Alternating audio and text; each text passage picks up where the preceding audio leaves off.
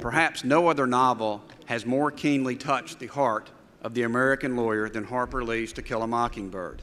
On the 50th anniversary of its original publication, lawyers and laypersons alike paused to commemorate the influence of this classic work of Southern fiction on our collective appreciation of the timeless themes of race, class, region, and rule of law. As an Alabama lawyer, I can say without equivocation that I have grown up under the long shadow of Atticus Finch. I've read this book several times, as a child, as a lawyer, and as a father of 3 small children. In our instant messaging profession, housed in smoke glass offices, I've often wondered what it would be like if I had a practice like Atticus Finch. For me, the example of Atticus Finch transcends his representation of the wrongfully accused Tom Robinson or his accepting a sack of turnip greens as a legal fee for the poor Walter Cunningham, although I did once receive a wonderful basket of strawberries for a legal fee, something that I will never forget. Instead, some of the most enduring lessons from Atticus Finch are often found in his poignant remarks that he makes to his small children. Remarks like, "You never really understand a person until you consider things from his point of view, until you climb inside of his skin and walk around in it." And, one of my favorites, "Real courage is when you know you're licked before you begin, but you begin anyway and see it through no matter what. You rarely win, but sometimes you do." Now I'd like to show a very brief clip from the movie.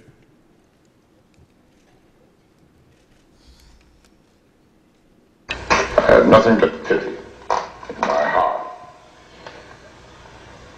for the chief witness for the state.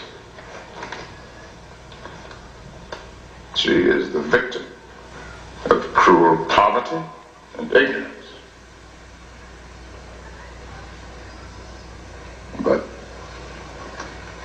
my pity does not extend so far as to her putting a man's life at stake, which she has done in an effort to get rid of her own guilt. Now I say guilt, gentlemen, because it was guilt that motivated her. She's committed no crime. She has merely broken a rigid and time-honored code of our society. A code so severe that whoever breaks it is hounded from our midst, is unfit to live with. She must destroy the evidence of her offense.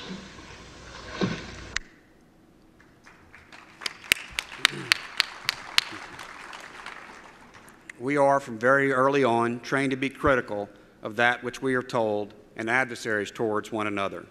To Kill a Mockingbird transcends this paradigm.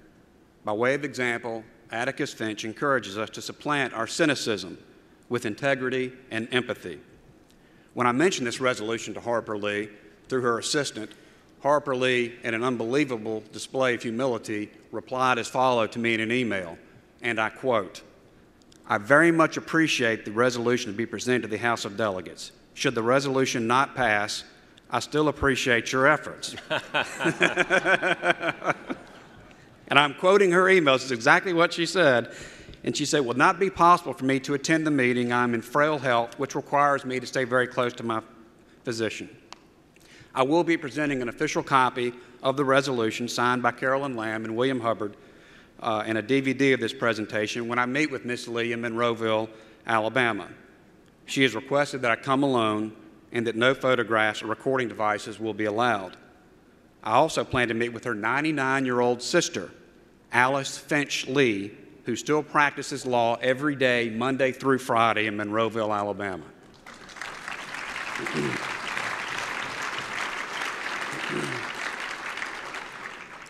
Let's thank Harper Lee for her wonderful gift to our profession and society. We are much better because of Atticus Finch, and because of this, commend this resolution and move for the adoption for the House of Delegates. Thank you. Thank you.